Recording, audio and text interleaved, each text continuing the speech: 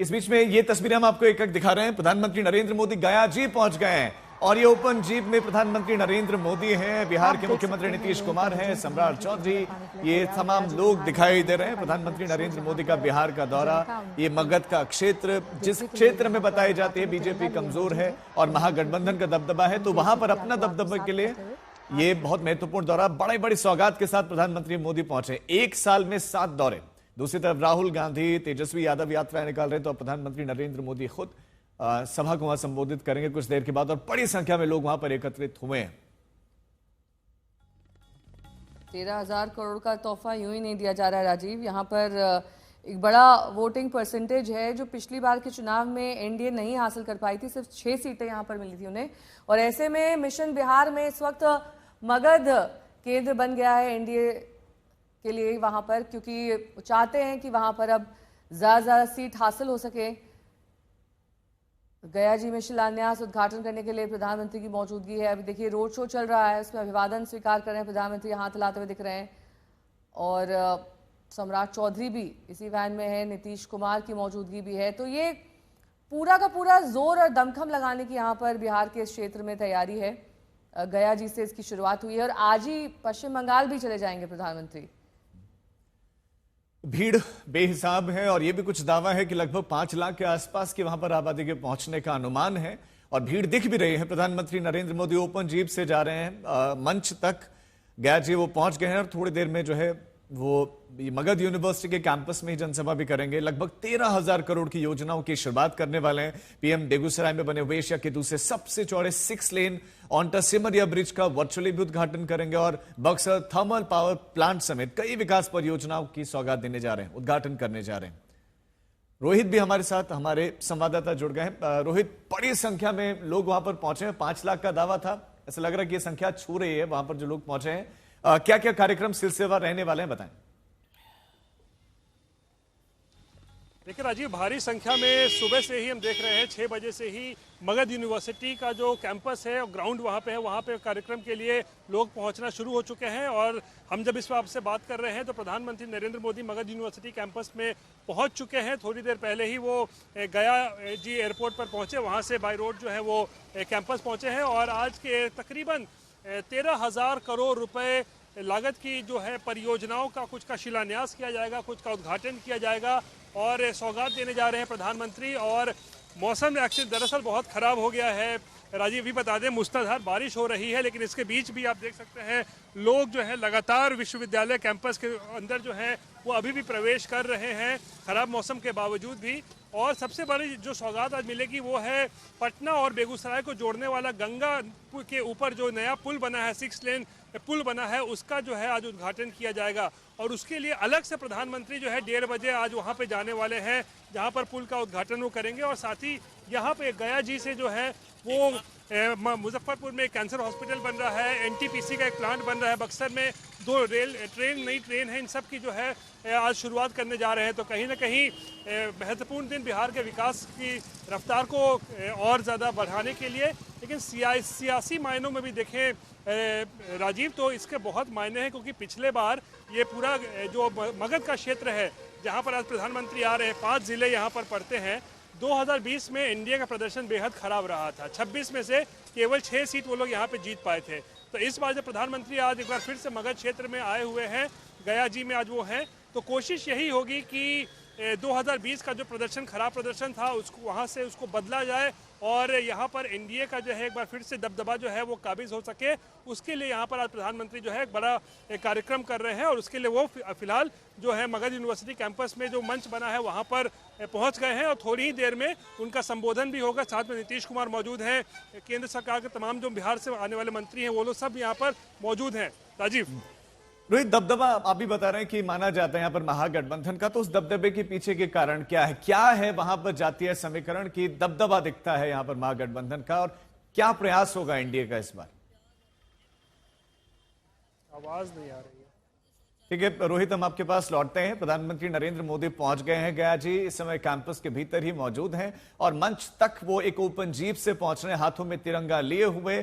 जो है वहां पर लोग बेसब्री से इंतजार करते हैं प्रधानमंत्री नरेंद्र मोदी का। लाखों की संख्या में वहां पर लोग पहुंचे हुए हैं। प्रधानमंत्री नरेंद्र मोदी जब ऑपरेशन सिंदूर वह से पहले भी और उसके बाद भी बिहार पहुंचे थे और एक बार देखना ये दिलचस्प होगा कि आज के संबोधन में प्रधानमंत्री क्या कहते हैं, बिहार की जनता को कैसे संबोधित करते हैं, क्योंकि बड़े कड़े शब्दों का इस्तेमाल लालू प्रसाद यादव ने पिंडदान जैसे शब्दों का किया है।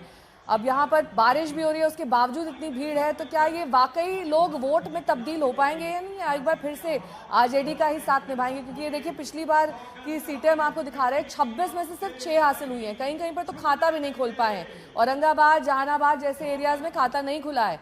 22 अगस्त यानी कि आज गया बेगूसराय में 18,000 करोड़ की परियोजनाओं जिनका ऐलान प्रधानमंत्री करेंगे। कुछ का शिलान्यास होना है, कुछ का उद्घाटन होना है। रोहित मेरे सहयोगी जुड़ गए हैं। रोहित, देखिए मौसम से भी ये लोग बेपरवाह होकर बड़ी संख्या में प्रधानमंत्री की झलक पाने को यहाँ मौजूद हैं।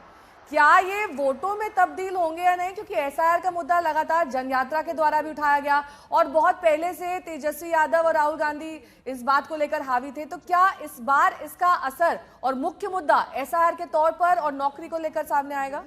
वो प्यार देखिए, जाहिर सी बात है प्रधानमंत्री का दौरा आज उस वक्त हो रहा है जब बिहार में एसआईआर की प्रक्रिया जो है पहला चरण तो पूरा हो चुका है और अभी जो है दस्तावेज जमा करिए, ये सब कार्यक्रम, ये सब काम चल रहा है। और खासकर राहुल गांधी और तेजस्वी यादव की वोटर अधिकार यात्रा जो है इस वक्त बिहार में पिछले तकरीबन एक सप्ताह से जो है वो चल रही है। ऐसे में जब प्रधानमंत्री आज गया जी पहुंचे हैं तो जाहिर सी बात है सवाल अब सब खड़े हो रहे हैं कि क्या प्रधानमंत्री एसआईआर की प्रक्रिया को लेकर क्या कुछ बोलने वाले हैं, क्या किस तरीके से पूरा काम चल रहा है और किस तरीके से आज वो विपक्ष पर हमलावर होंगे। क्योंकि जैसा कि आप बता रहे थे कि एक दूसरे पर वार पलटवार जो है लगातार बिहार चुनाव में देखने को मिल रहा है और हर तरीके की राजनीति हो रही है। ध्रुवीकरण की राजनीति भी हो रही है। नीतीश कुमार का टोपी नहीं पहनना जहां पे राजनीति का केंद्र बन गया, विवाद हुआ, वहीं तेजस्वी और राहुल का खानखा जाने को लेकर भी जो है विवाद हो गया है। तो हर तरीके से जो है बिहार में इस वक्त राजनीति जो है चल रही है। लेकिन फिलहाल आज प्रधानमंत्री जब गया जी पहुंच चुके हैं तो अब सबकी नजरें होंगी कि उनके संबोधन पर कि वो आखिर बिहार को सौगात देने के साथ साथ कौन सी मुख्य बातें हैं जिसका वो आज यहाँ पर जिक्र करते हैं। क्योंकि चुनाव अब केवल 100 दिन से कम के अंदर ही जो है वो अब चुनावी नतीजे भी आ जाएंगे, यानी कि तकरीबन 80-90 दिन का ही वक्त बचा है चुनाव पूरा होने में। जी नेहा। बिल्कुल रोहित, आपके पास लौटते हैं। प्रधानमंत्री नरेंद्र मोदी की आप एक तरफ दूसरी तरफ तस्वीर देख रहे हैं। प्रधानमंत्री ओपन जीप में है, ये वो तस्वीरें हैं और साथ साथ में उनके बिहार के मुख्यमंत्री नीतीश कुमार है, सम्राट चौधरी भी दिखाई दे रहे हैं और साथ साथ में जो लोग हैं वो प्रधानमंत्री नरेंद्र मोदी की तरफ देख रहे हैं, हाथ हिला रहे हैं और पीएम सब का अभिवादन स्वीकार। एक बहुत दिलचस्प बात यह है कि ये जन यात्रा की शुरुआत तो हुई है, लेकिन इस तरह की रैली, संबोधन, ये सब प्रधानमंत्री यहाँ करते रहे हैं। ये इनका पहला दौरा नहीं है। बिहार हमेशा से ही फोकस में रहा है, कई महीनों पहले से। जब लोगों की तैयारियां शुरू होती हैं, वहां पर जनसभा शुरू होती है, प्रधानमंत्री उससे पहले ही 3-4 बार बिहार का दौरा कर चुके हैं, अलग अलग क्षेत्रों में जा चुके हैं। लेकिन इस बार मगध पर निशाना है एनडीए सरकार का, इसीलिए आज का कार्यक्रम बेहद महत्वपूर्ण है। यहाँ पर देखिए मंच पर पहुंच चुके हैं प्रधानमंत्री, अभिवादन स्वीकार कर रहे हैं जीतन राम मांझी और चिराग पासवान को आप देख सकते हैं। ये सब घटक दल हैं जो एनडीए के साथ हैं बिहार की सरकार में। और ऐसे महत्वपूर्ण ये होगा कि इस बार एचएएम जिसने मगध में जीत हासिल करी थी काफी सीटों पर, वो एचएएम क्या महत्वपूर्ण भूमिका इस बार निभाती है, किस तरीके से जीतन राम मांझी साथ देते हैं। रोहित मेरे सहयोगी जुड़ गए हैं तमाम जानकारी के साथ। रोहित, एनडीए सरकार को मगध पर फोकस तो है, लेकिन उसमें जो घटक दल हैं वो किस तरीके से महत्वपूर्ण भूमिका निभाएंगे इस विधानसभा क्षेत्र में? बिहार के लाडले प्रधानमंत्री जी पिछले लगभग 11 सालों में देखिए, घटक दलों की जो भूमिका बेहद महत्वपूर्ण हो जाती है, क्योंकि गया जी का जो ये पूरा क्षेत्र है, ये जीतन राम मांझी जो है यहीं से आते हैं। वो गया से ही सांसद हैं, केंद्र में फिलहाल मंत्री बने हुए हैं। और जो मैं जिक्र कर रहा था पिछले बार के प्रदर्शन का, जो केवल एनडीए 6 सीट जीत पाई थी, उसमें से 3 सीट मांझी की पार्टी ने जीती थी, हिंदुस्तानी अवाम मोर्चा ने, और 3 सीट बीजेपी जीती थी।